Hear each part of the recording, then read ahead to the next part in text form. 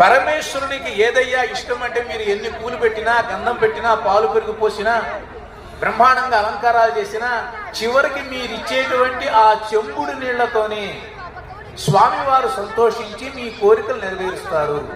ఇది ఈ కలియుగం లోపల కార్తీక మాసంలో పరమేశ్వరుడు అభిషేక ప్రియ శివ, శివుడు అభిషేక ప్రియుడు అనేటువంటి మాటకి వెనకాల ఉండేటువంటి రహస్యం ఇది. కాబట్టి మీరందరూ మీకు చేతనైనంత వరకు, ఓపిక ఉన్నంత వరకు ఆ పరమేశ్వరుని యొక్క అనుగ్రహం పరిపూర్ణంగా కలగాలి అని అంటే ఈ విధంగా నీళ్లు తీసుకుని శివలింగానికి అభిషేకం చేస్తే పార్వతీ అమ్మవారిని పరమేశ్వరుడి దగ్గరికి చేర్చిన పుణ్యం మనకి లభిస్తుంది. దీనివల్ల భార్యాభర్తల మధ్య అనురాగం, తల్లి తండ్రి పిల్లల మధ్య ఒక గౌరవం, కుటుంబంలో ఒక ఆదరణ, మీ ఇల్లు